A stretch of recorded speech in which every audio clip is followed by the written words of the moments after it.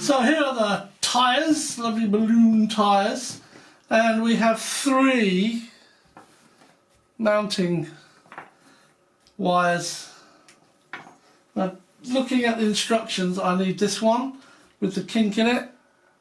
Don't know if you can see that. It's got this bend in the wire, where the others are just straight, and they're for the floats. So I won't be using those, but I will be using these in the instructions. So what I need to do is to get some parts, and those parts are these plastic fairings. That's 2 of those. And I need this. Now I don't like these at all because they've got big screws sticking out of them. Still, I might be able to replace those.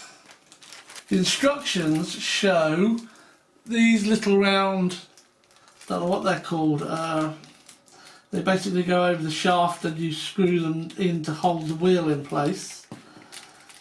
The instructions show them with lovely little grommets, but these have got screws, and I do not like screws. So let's get this tipped out here. Yes, there are some thinner and some fatter ones. The thinner ones don't in fact have any screw holes, and they're the spacers. So they go on first, there. Although they can go around that corner, which is a bit silly.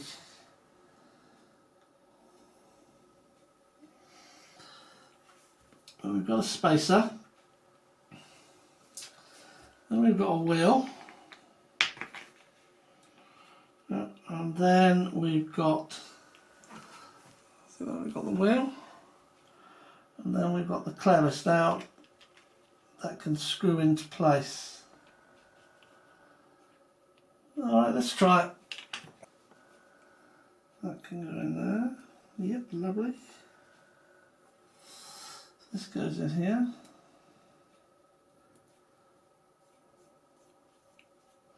Now the wire of the undercarriage has a flat cut out in it. It's quite a deep flat actually. So I'm going to thread this over there, unscrew it, and get it over the flat.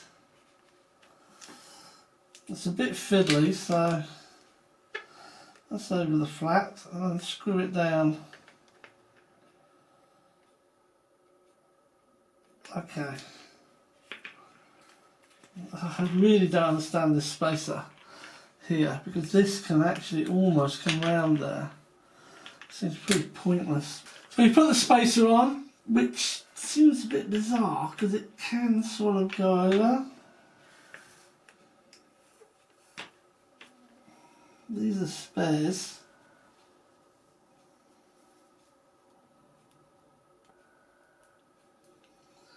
So I'll put that on there. That goes onto the flat, where the flat bit is. Oh, that's on the flat anyway. So there are the wheels. Now these bits here, and you put these onto them like this.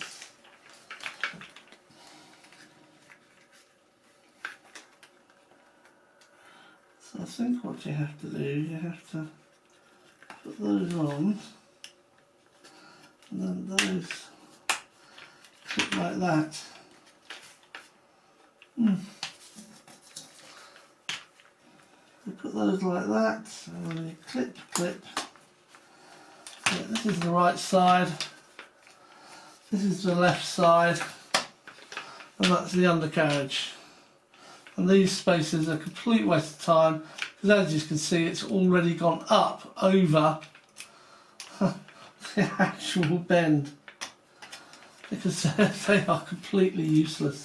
Okay, what I've got here, I've got some brass I don't know what these things are called, I do apologise. The little locking, wheel locking thingies. These ones use little Allen keys to hold them in, and just for now, and they are thicker than the supplied ones, and therefore they won't ride up. Now there's no actual flat surface on there. I could grind one in, but I just want to assemble this as quickly as I can.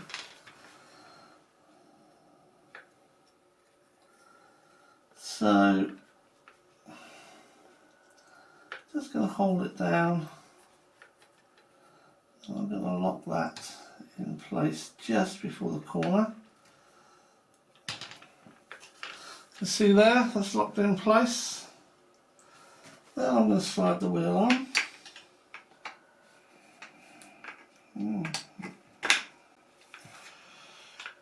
Yeah, and there's enough to use, there's enough wire left to use that to hold that in place. And to screw it onto where the cutout is. So you can see how this spacer has in fact gone beyond the piece of wire. Can you see that? I don't know if you can see that. This spacer is ridiculous. Look at it, it's along there. And it should be up over here. Like that. So I'm taking those off and I'm putting these ones on, which are much thicker. And I'm putting them up to the end. And then using the little grommets that they come with.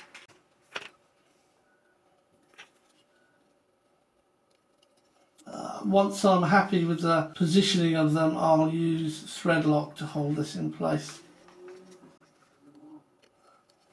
So just for now, I'm not too worried where that grommet ends up. So let's put the wheel on. That's good. And then we'll use this again. Check where the flat surface is. Flat surface is now to my right. Put that over. Use the screwdriver just to lift it a bit as I screw it in. Yep, there we go. And now these won't ride up the shaft here, and these are a waste of time. And once I'm happy with them, I'll lock them in place with Loctite. So let me put this back on. This is the, not sure what that is, it just sort of pops on there. And there it is. They're better. And we can now screw the undercarriage into the fuselage. There's the hatch, and lo and behold, look at that. There's the undercarriage mount. That goes in there. Just like that. That was so easy. Wow. And then we've got some plastic brackets. They're marked left and right. So this is the left one. Yeah, but look at that. Wow. And they'll only go a particular way. Because the model's upside down, of course, this is the right and this is the left. So let's screw that in.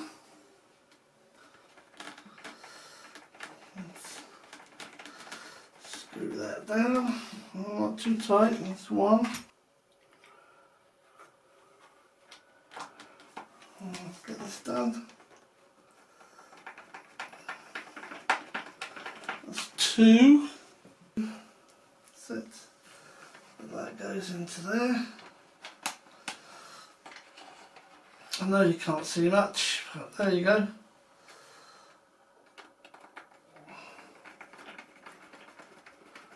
That's it.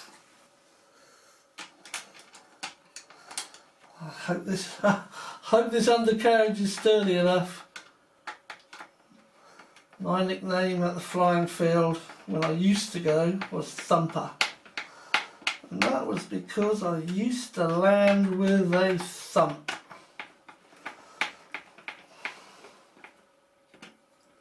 I'm not doing these over tight.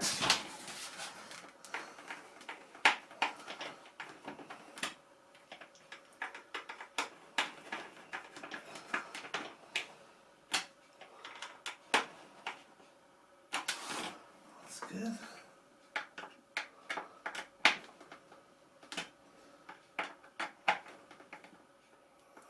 Good. So let's turn it the other way.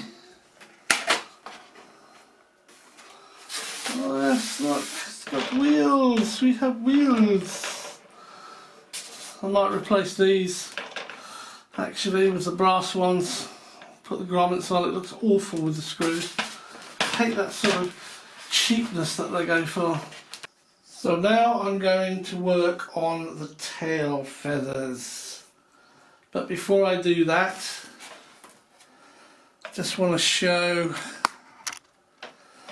here I actually ended up putting my own spacer, as you've seen, on the inside, but I've also replaced those horrible chrome things on the wheels with some brass ones and a grommet. And I'll do the same on this side. You can see I put a brass stop there.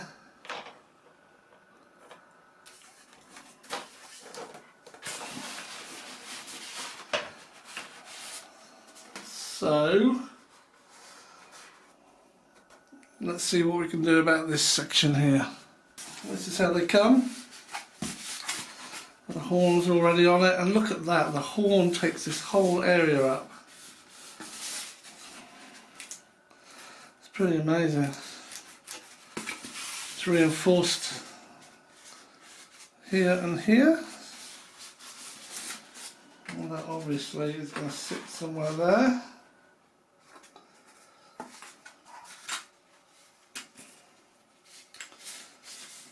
And this has got a square piece which obviously locks into there as it goes down. Now I have noticed,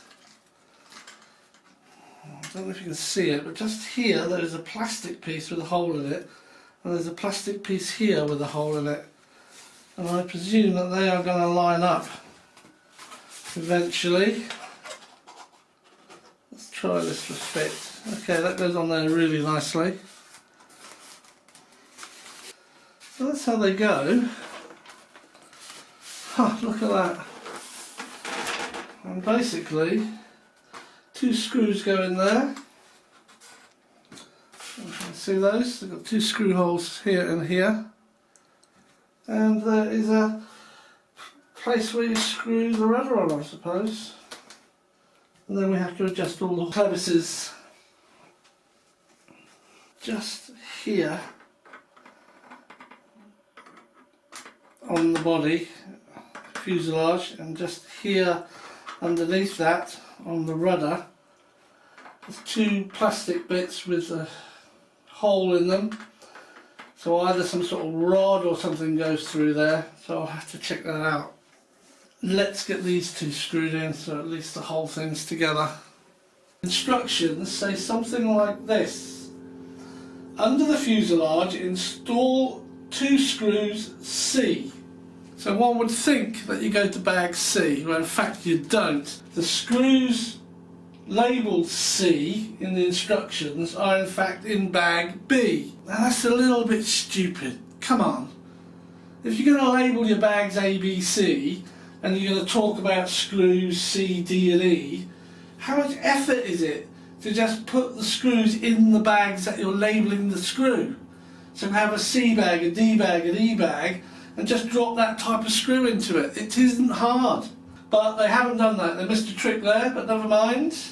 There. And we've got to screw it in.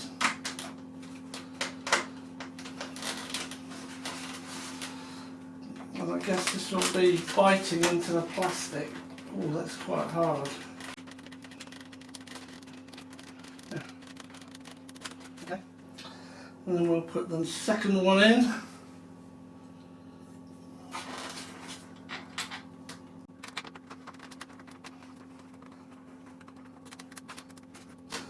over tied it, that's good. Okay, that's all in place. Good.